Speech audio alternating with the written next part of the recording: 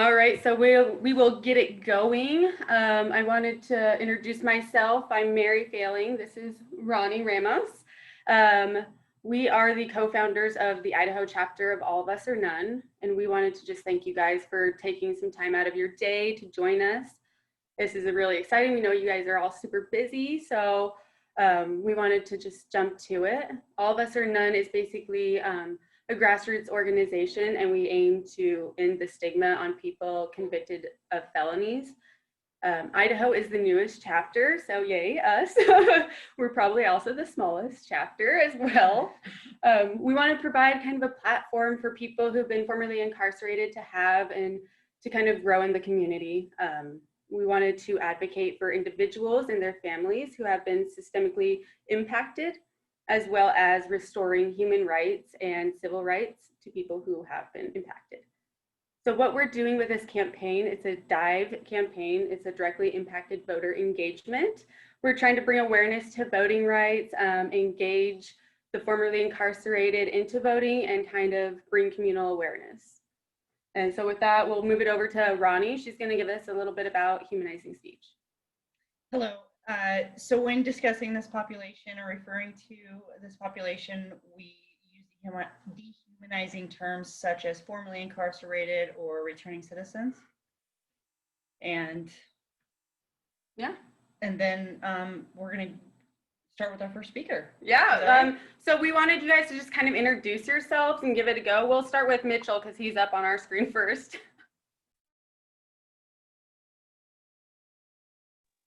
Hi, my name is Mitchell Rennick. I'm a concrete finisher by day, full-time student by night. I'm formerly incarcerated. I did a little shy of 3 years when I was 19. Nowadays, my life looks completely different than what it did before I went into incarceration and when I first got out of incarceration.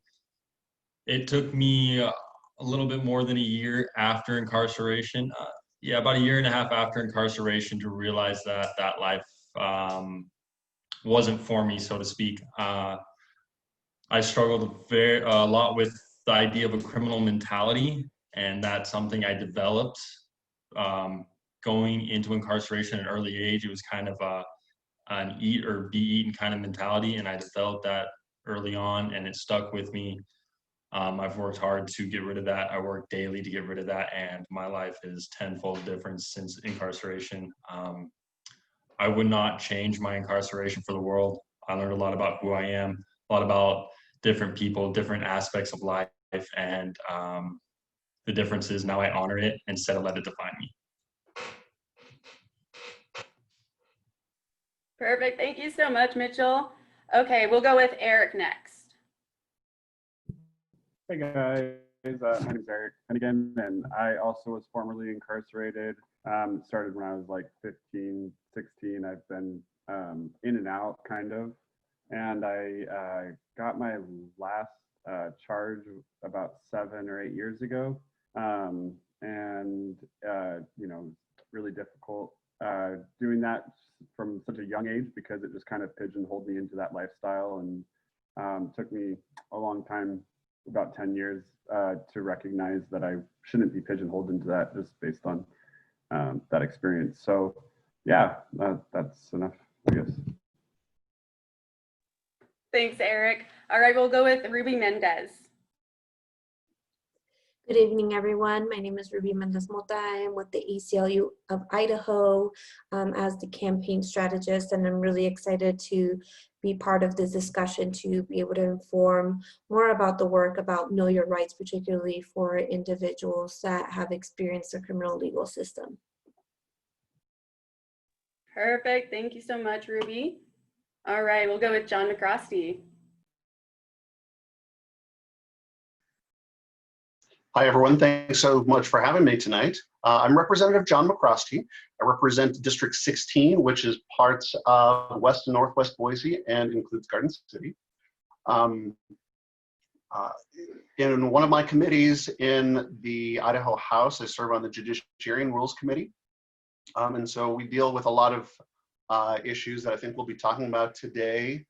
Certainly as someone who's an elected official, And as somebody who advocates for human rights, I really appreciate the importance of voting. And so I'm glad that we can have this kind of discussion tonight. So thanks for having me again. Thanks, John. We appreciate it. And then we'll go over to Sherry Smith. Hey, good evening, everyone. Thanks for having me on. I appreciate the opportunity to participate with this forum. So I also was formerly incarcerated. That was way back in 2010. And am excited to be able to participate in helping people understand their voting rights, that we all make a difference, every voice matters. And for the longest time, I thought that my voting rights would be taken away forever because I had a felony. And that truly isn't the case.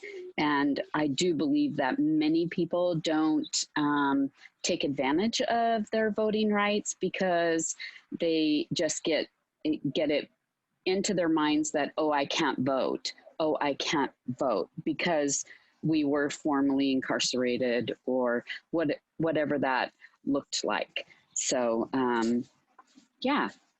So thanks for having me. Thanks so much, Sherry.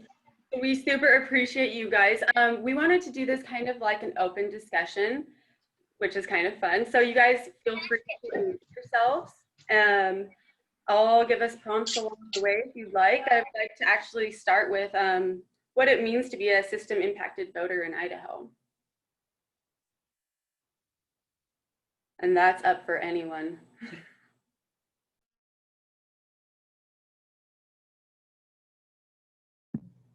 Okay, so I guess I'll start out. System impacted voters. I think that in the state of Idaho, they give out charges pretty easily, and it's pretty non-discriminately. Especially like I lived in North Idaho for a lot of my younger years, and they were, you know, like I had 6 felonies when I was 16 years old, and they were just like completely. At the time, I thought that I deserved them because I was a young kid, but now as an adult, I recognize that I don't think that any kid deserves to go through that. And so I think that along with that, I also got 6 years of probation. So, you know, what I might be wrong, but I think while you're on probation, you can't vote. Is that correct in Idaho? No, that's not correct in Idaho. It's just while you're incarcerated. No, you cannot vote. Okay. While you are on probation or parole. As soon as you're done, then you can. Okay, so my problem with this, my biggest contention with this, and this is something that you and I talked about, Mary, but is that if we have a flawed justice system and people are charged like extremely heavily and then they get a long time of probation, like I know people personally that have gotten like 10 years of probation for drug charges. If our criminal justice system is you know, giving extreme lengths of time of probation for drug charges, and maybe people have marijuana usage charges, and we want to change the legality of marijuana in the state of Idaho, then we can't vote to make those changes because we're on probation. So it's like this continuous cycle of not being able to put the change for the people that are being impacted by these criminal justice regulations. So.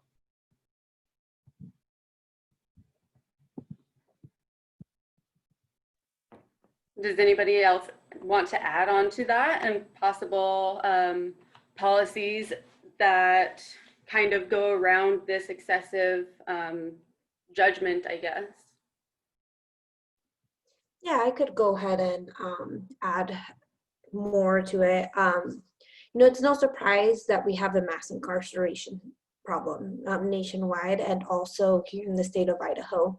The fact is that a lot of our community that's being incarcerated is women, people of color, poor individuals. There's just a huge problem that we have. And going to what Eric was saying, is it's this war on drugs, right?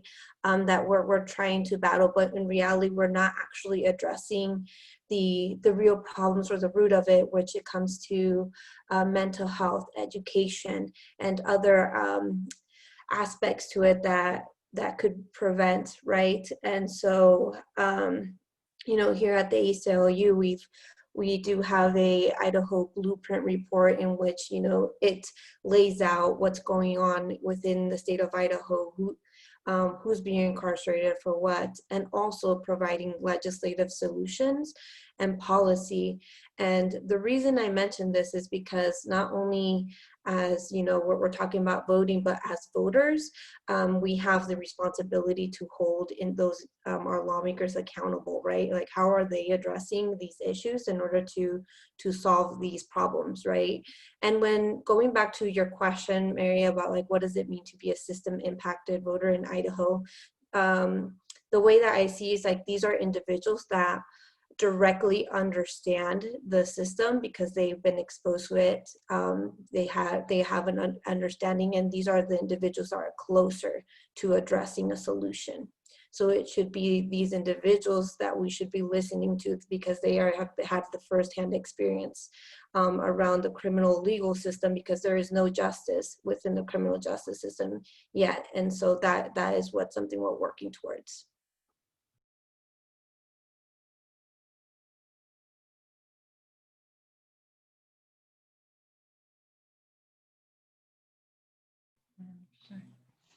I agree that with you that we should be advocating for more people who have been formerly incarcerated to vote, because we do have firsthand knowledge of how the justice system works, and also how easy it is to get additional time added on to your sentences, additional probation time added on, all the other things. If someone falls down along their journey, they're not given opportunities into, say, treatment or ways for them to not be reincarcerated or have additional sentences or all those things, right?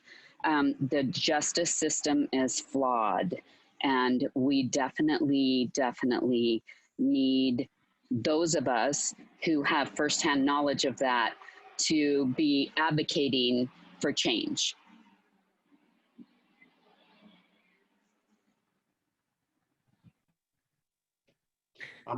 I'd just like to jump in and offer some of the changes that that we have been trying to advocate for, some of us within the legislature, is to reduce some of the drug offenses, the sentences for certain drug offenses, and removing or at least lowering some of the mandatory minimum sentences for drug offenses.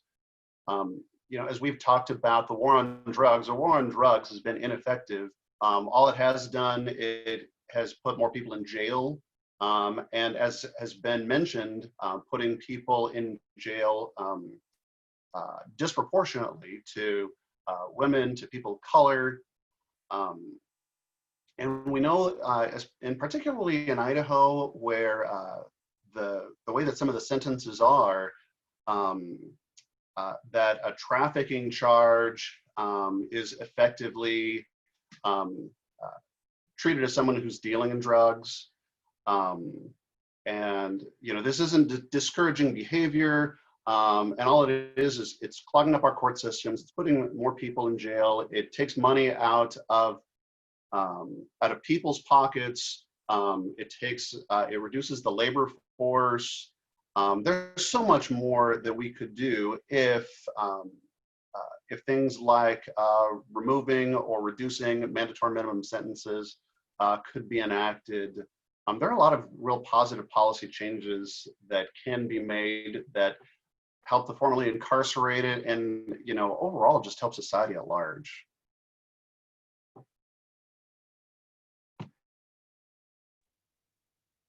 Thank you. It's all very good stuff. Thank you guys so much. And then does anybody have any input on ways to circumvent voter suppression?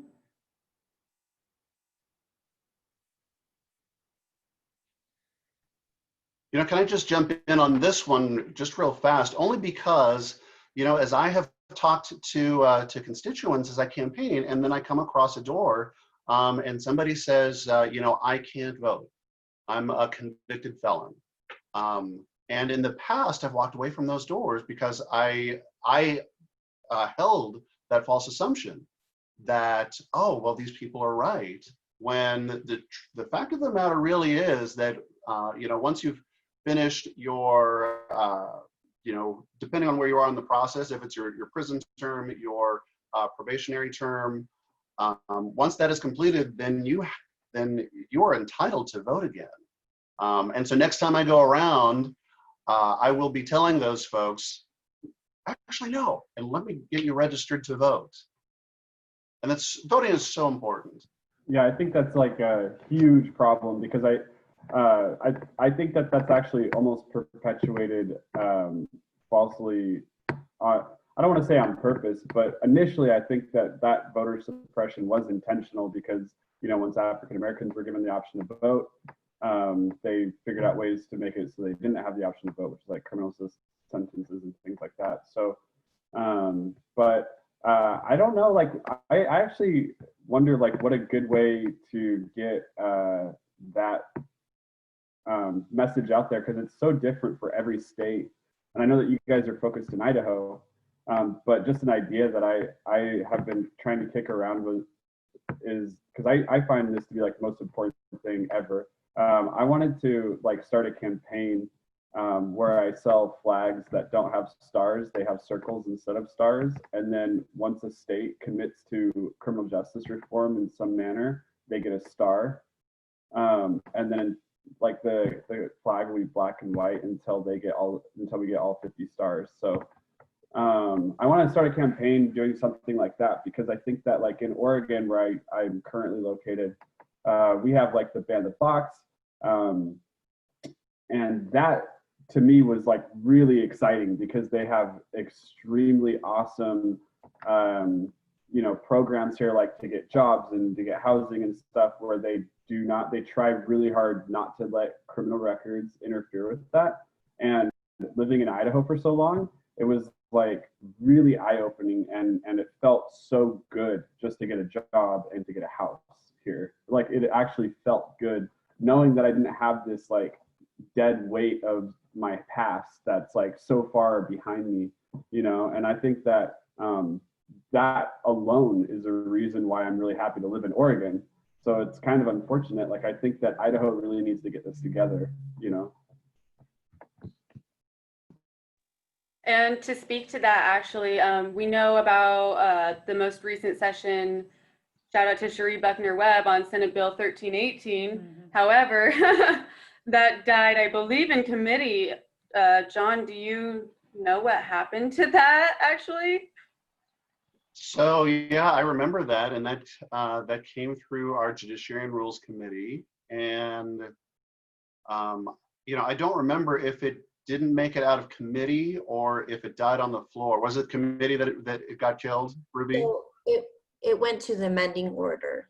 It went to which, okay, yeah, and you know, and Ruby understands this, but a lot of times when we send things to the amending order, especially if it's toward the end of the session, then you know they're trying to kill the bill. So so yeah, that was disappointing that happened, especially when it had, like, you know, we could have done something really good at the end of the session, but there were a lot of not so good things that took place in last year's session. Yeah, and I know this is, you know, we're talking about fair chance, and if folks are interested, you know, definitely the ACLU is very much involved in passing fair chance employment policy, or known as Bandit Box. And so definitely stay in touch with us, because we're interested in continuing to push that through. And I think it goes really well with like voting, right? Because we need, again, holding our lawmakers accountable for what they're supporting and what they're advocating for. You know, us as their constituents and as voters, we have the opportunity to voice those opinions.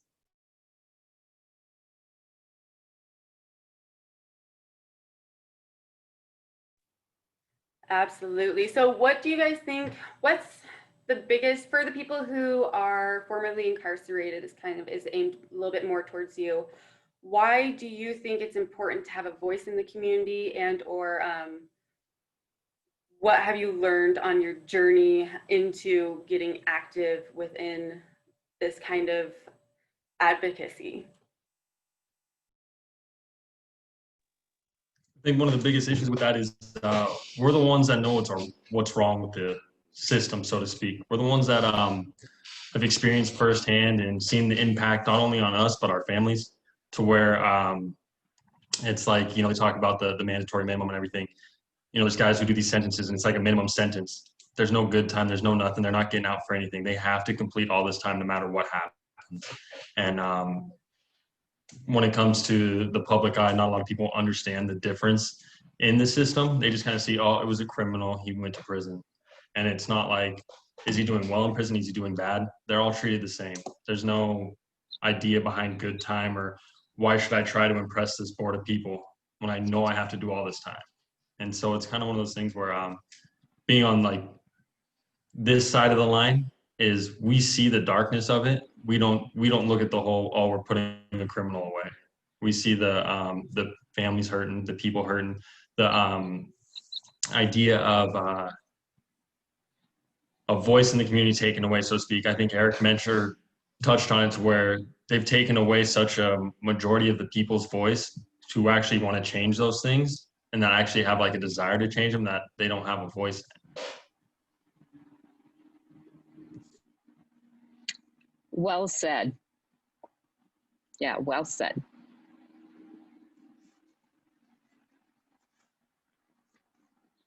I personally think, for me, I volunteer a lot in the community. That's just my jam. When I plant my feet and get rooted, I want to be 100% active with my community. I want to know what's going on in my community. I want to have a voice in my community of what happens, where the roads are going in, who's getting elected into office, all the things, right? All the things that make my community a place that I want to spend my money. I want to spend my time working. I want to invite my family, all the things, all the parts and pieces of that. And so if we're not allowed to have that voice, then what keeps us here? What keeps us engaged in the community? What makes us want to make our community stronger if we are never going to be able to have a voice of what that community should look like coming from our perspective?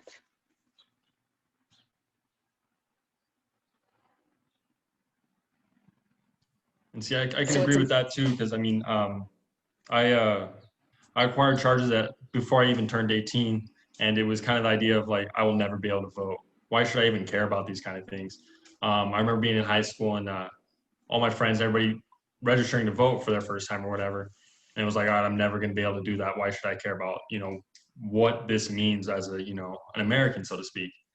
And that kind of stuck with me. And so it was like, I'm not going to pay attention to who's running for, you know, a governor or senator. I don't need to worry about this stuff because I'm never going to have to actually, it's never going to actually matter to me.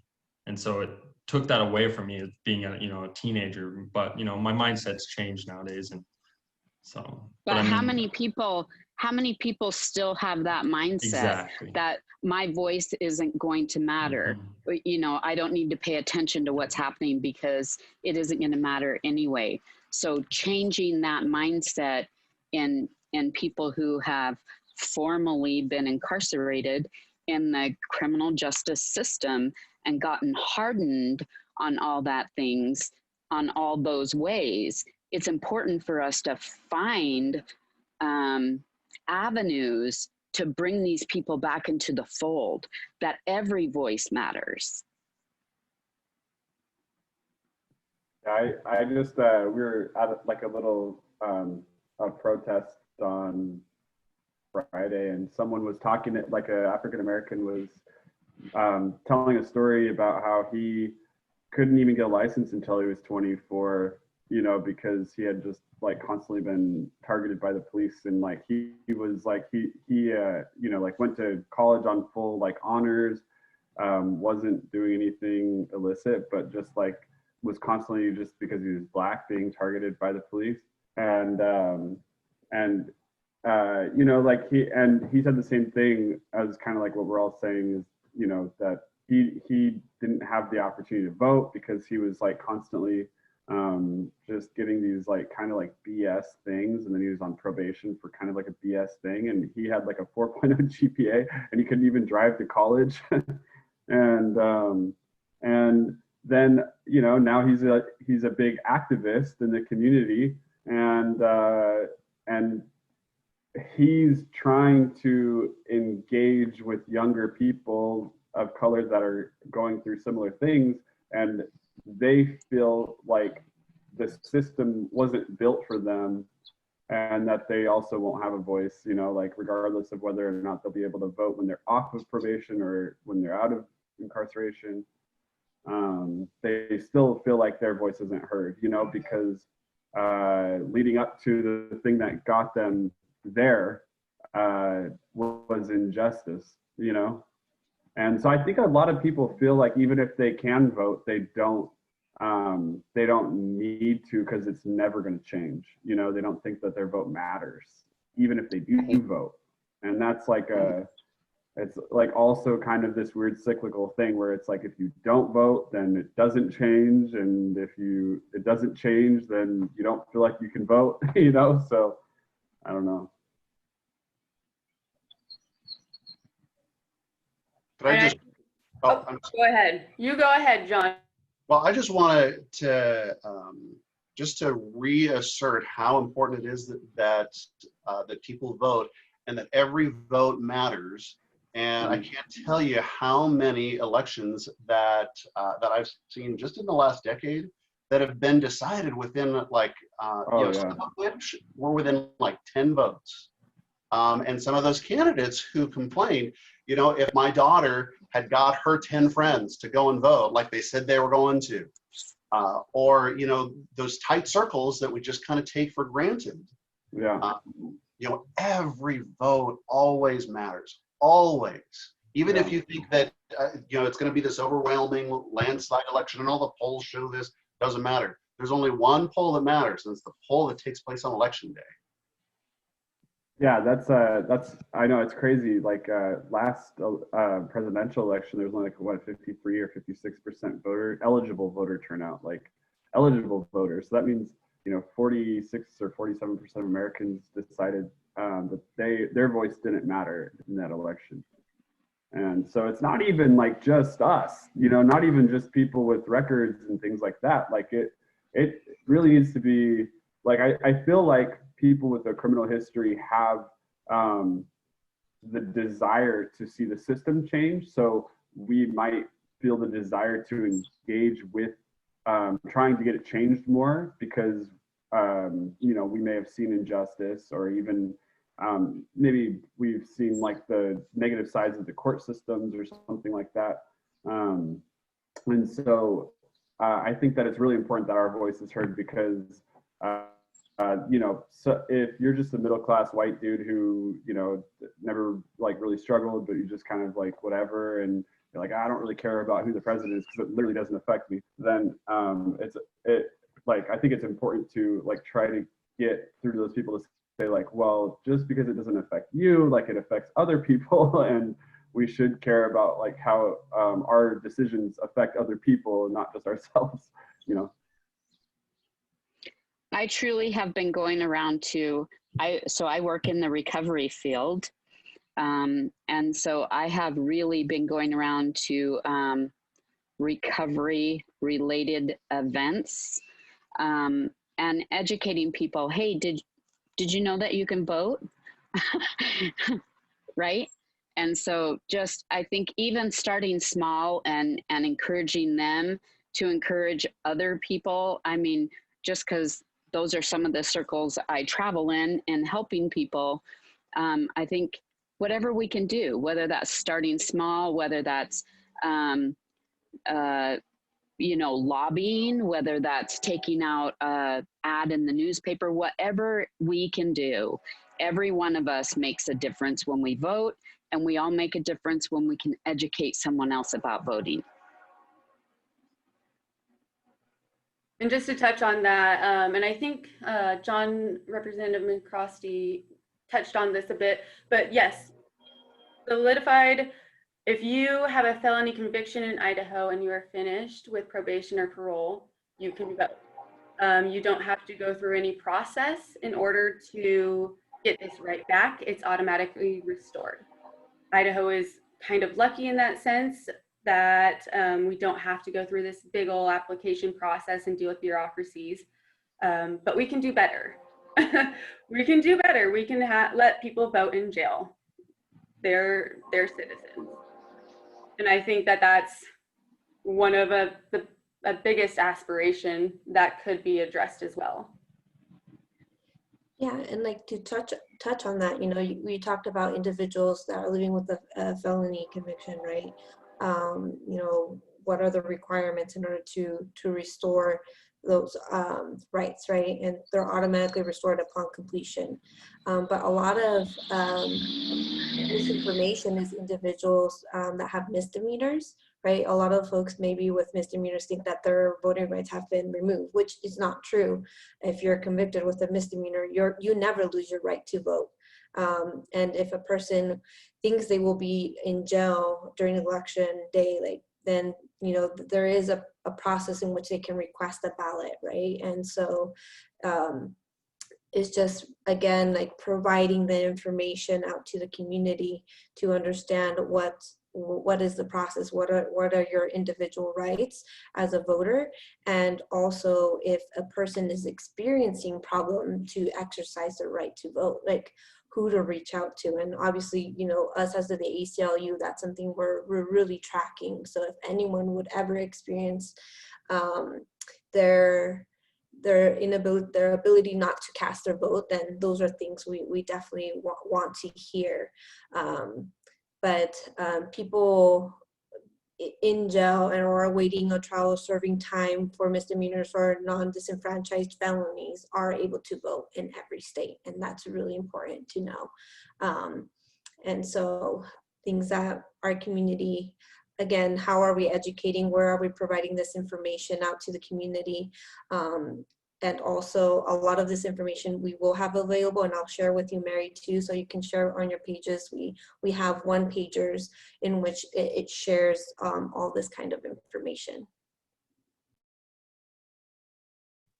That's exciting because we didn't know if you could vote in the jails in Idaho, and I knew that we could in different states, but I wasn't sure here. So that's awesome to know. Thank you for letting us know that.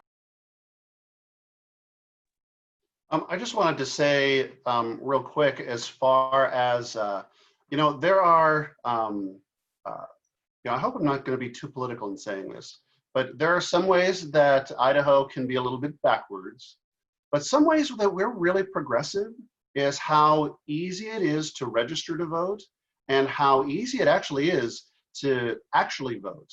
You know, in Idaho, you can early vote and register at the polls, and you don't have to wait until that election day.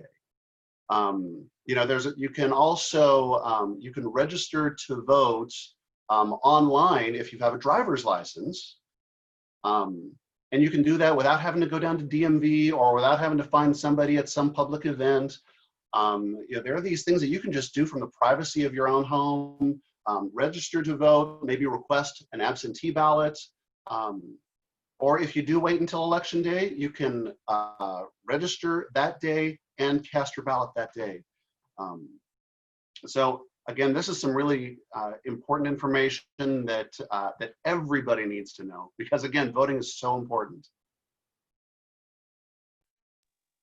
Definitely agree on that. So this is kind of just for everybody, go at it. What are some policies that you would like to see come up in this next session that would affect people with felony convictions?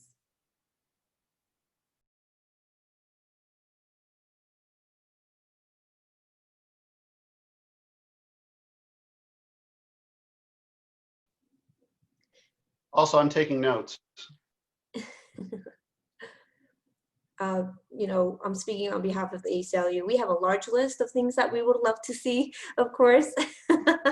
You can all check it out on our website for a blueprint report. But something that we will be focusing on is, like I mentioned before, on the fair chance employment, also known as ban the box, because we understand and know that these are 95% of those that are currently incarcerated will be released at some point. And so we know that about 12% of Idahoans are currently living with a conviction or a record. And so having a job is so essential, right? And being able to have a home and stability is so important. And so what we're pushing for is for fair chance to hopefully pass this next legislative session. We were pretty close. And so being able to pass policies that will help the community, because I can also understand where an individual might be just, you know, too worried or too occupied with thinking, it's like, where am I going to get a job? Where am I going to get housing? Which is maybe the last thing on their list is going out to vote, right? And so thinking about providing the avenue for individuals to find stability and to be able to push forward, to be part of the, reintegrate back into the community more than anything, and to be able to you know, think about the elections and cast their vote. So that's one thing that we'll be focusing on. But of course, we definitely, we mentioned it, definitely talked about mandatory minimums, changing that, and also other policies that do affect our criminal legal system.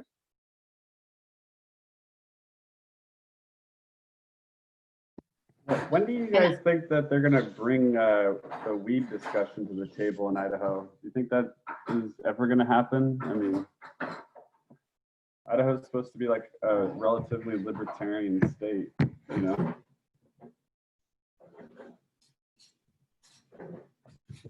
You know, that's an issue that I think is very real, and especially as you know, Idaho, you know, I describe it as we're the bong surrounded by all of the states that have some form of legalization, whether it's recreational or medicinal.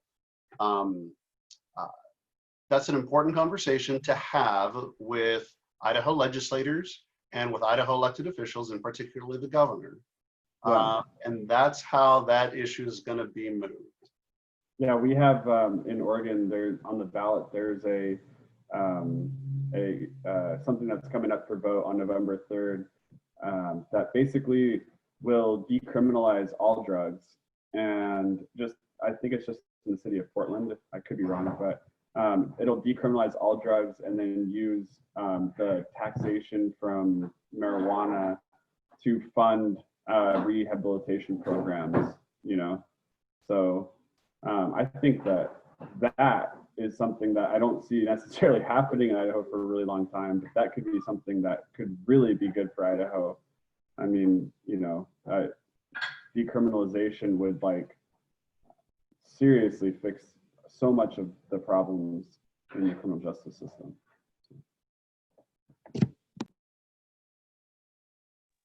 And to add to that, I mean, most of the people who are incarcerated maybe not specifically pointed to like the drug charge, but most people, 80–90% are drug addicts and probably wouldn't have been breaking the law or committing felonies if they weren't addicted to a substance. I know for me, that was pretty much, I was off and running and I definitely paid for it. And just like Mitchell said in the very beginning, I wouldn't give it up for anything. I've learned and grown so much, and I've been able to work in something that I'm passionate about and I can grow this enthusiasm for. So yeah. Yeah. So And I think that ties, oh, sorry. No, you go ahead, Sherry. I think that ties into the box. I know that I'm a highly skilled individual in my previous career, but when I got out of jail because I had a felony DUI, I could not get a job because I had to mark that box. I could not get a job in my field, and I couldn't get a job in any other field. Even if they were willing to give me an interview, I was overqualified for anything. I distinctly remember my probation officer telling me that I needed to dumb myself down and take any job that was offered to me. And I think, okay, well, I feel like I learned a lot by going to jail. I mentored the GED program in there. I mean, I did a lot of things. I did a lot of good things, and I came out a completely different individual. Why would I need to dumb myself down and not utilize the skills that I already have because I have to check a box? Right. So my 2 cents worth there. Yeah. That's crazy. And on the note of what I'd like to see a change in is the idea of rehabilitation before incarceration. If you go into the Idaho, Ada County alone, the inmate roster, you regularly see people under the age of 25 getting felony convictions for possession of controlled substance. And that is, in my eyes, Idaho's way of giving people you're bad, don't do this. This is what you're gonna have. This is what's gonna happen to you. Majority of the time, they don't even give them a chance to get rid of the felony. They stick them in a shame-based, what do you want to call it? All right. Court-mandated Oh, rehabilitation, and it's a shame-based therapy that the results are not proven to work. That report. Yeah, I don't know if I'm allowed to say that or not, but you see it. I think you are. But it's shame based, and it's they're threatened. I see people in drug court regularly. They fear for their lives not to do these things again, and then as soon as the leash is let off, they're right back at it because they've been so cooped up to you're bad, you're bad, you're bad. You're a felon now because you did drugs, and your whole life is over. You have a felony in your name, and it happened to me personally. It was my first felony was like it got dropped down to a felony or possession of controlled substance, and it was like, all right, well, I'm a felon as an adult now. My life's over, because it was kind of this is the life I'm gonna live. And I would imagine that lives would be impacted if they were given a chance before the felony was put on their name. If that sounds correct.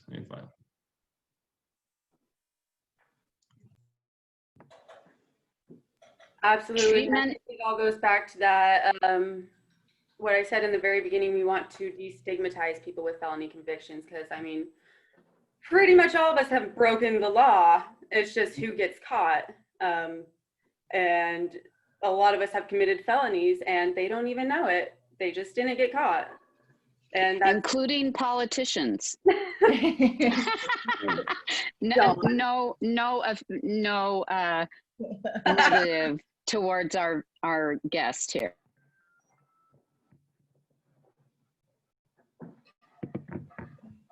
all fun and games. No, but it's true. Like, everybody makes mistakes. We all make mistakes. It's what we learn and how we really address the mistakes. Like, that's how we grow. If we don't mess up, how are we going to know? If we don't touch that hot stove, how are we going to know it's hot? You know?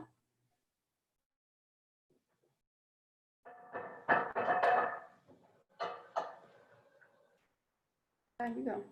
Well, there's also another sense of awareness that that I would like to see brought up, which is when people first get in trouble, a lot of times they're offered a plea bargain, and with not knowing how the system works or what laws are in place or what policies or what resources they have or what anything, they don't get enough information, and so they take these plea bargains, even when they're not guilty, a lot of the times. And so that's something I would definitely like to see changed is sort of people being legally coerced into accepting guilt for a crime that they didn't even commit, or that they shouldn't deserve to be pleading guilty to. They should, due process should be involved, and they should have those rights to fight it, their case, but they don't know how. And I think that that's also another awareness that I would like to see brought up. And I don't know if legislation has anything like that in place, Ruby or John, or you guys know anything about that? I believe the way they can get rid of that is getting rid of mandatory minimums. Because in my personal case with my first felony charge, they were like, okay, mandatory minimum 5, maximum 15. You know, I'm 19. I'm like, you going to prison for 5 years? Like, what do you mean? Unless you plead guilty to this lesser felony. Cool. They threatened me with 15 years, a 15-year sentence to a 19-year-old. That's the rest of your life. And they said plea, and I was like, what do I have to do? I'll take whatever I have to do to not do 15 years. And it's because they have that ability to threaten a mandatory minimum with certain charges. They'll just enhance the charge and throw a mandatory minimum on it. It's like, okay, now you're looking at 10 plus life. Like, wait, like, take this plea though for a lesser felony, you're good, even if you're not, you know, guilty. I would also add on, like, that your local prosecutor is held, it's up for elections, right? These are elected individuals. So by participating in the elections, you can also decide like who will be representing the prosecutors, because prosecutors decide a lot of these, like how long you get sentenced for what, the charges. And so how are we also holding the prosecutors accountable? Because it's no surprise that the public defense is really has lacks in resources and to be able to adequately represent someone. So how are we holding prosecutors accountable and also electing a prosecutory attorney to actually represent the values that we want to see forth in the county? And so I believe in Ada County, there's a prosecutorial race at this moment. So how are we participating? How are we educating? And how are we holding these individuals accountable for what kind of record they've had in putting sentencing in practices as well? Yeah, I had a prosecutor in Ada County who he like, my attorney gave me some misinformation and I was living in a different county and I missed a court date because my attorney gave me misinformation. My attorney like totally fessed up to it, but the prosecutor really wanted me to get a charge for it. So I ended up having to fly back and forth to Boise like 3 times to fight this case because I didn't want a charge for something that I felt was like not okay. And I was in the right because I wasn't aware of the court date. And so I ended up winning. And after I won, he walked out of the courtroom behind me and he called me a thug, you know? And I mean, and I was like, dude, like I won the case, like I'm innocent for this charge or whatever, you know? But it was, I think he was mad because I won and they just love to win or whatever. But I don't know, it's just like people like that should not be. Like he was like so like rage fueled that he couldn't even hold it together to like not call me names walking out of a courtroom like a child. You know, that's not somebody that should be on the bench or whatever you want to say. Like that's not somebody that should be in that position of power at all. Because it was like revenge, like he, you know, and then every time I deal with them, if I ever deal with them again, he's just going to try and win or try and get me, you know? Yeah, that's why it's so important to engage in the elections, particularly in this Ada County prosecutorial position, right, that is up for election. And So, for the other people that we put in office, right? Because the other people that we put in office help us keep those people accountable. they bring to light things that are happening that shouldn't be happening, or at least we trust them to do that. And that's why we vote for them. We believe in their values. We believe in their transparency. We believe in their integrity, you know, and so the other people that we're voting for, we're hoping that they too help keep these people accountable, because they see and interact with them when we don't, if that makes sense. Yeah, there's so many layers to this. You know, you start with the prosecuting attorney, and if they're even going to prosecute a charge that should even be prosecuted or not. You've got the judges. So in Ada County, every single magistrate is up for retention or re-election right now.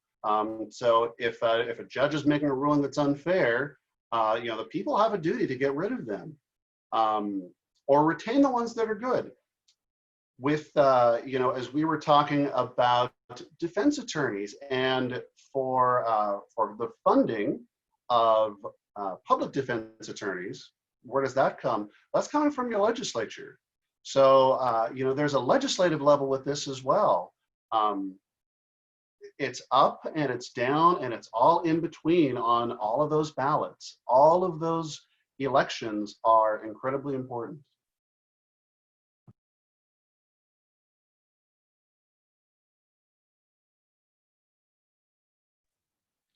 All right, well, looks like we've taken up almost all of our hour. Do you guys have anything else you want to add? Anything that's like, any words of encouragement, anything like that? Just keep letting us know how we can stand up and help make a difference, both individually and as a group, to help make our community better, make our state better, and help our individuals, our teammates. That's right. Just so you guys are aware, this is what a mail-in ballot looks like. If you get one, fill it out and send it back. I did mine. I did mine. Yay! All right, guys, I want to thank you from all of us or none. Like, this is our first coming out and being like, hey, we're here, we're part of the community, and we hope to work with all of you more in the future. And I appreciate your time so much. Thank you so much for inviting. Thank you. Good to meet you guys. Thanks for having me. This has been a great discussion. Yeah, thank you. Thank you. Have a good one, guys.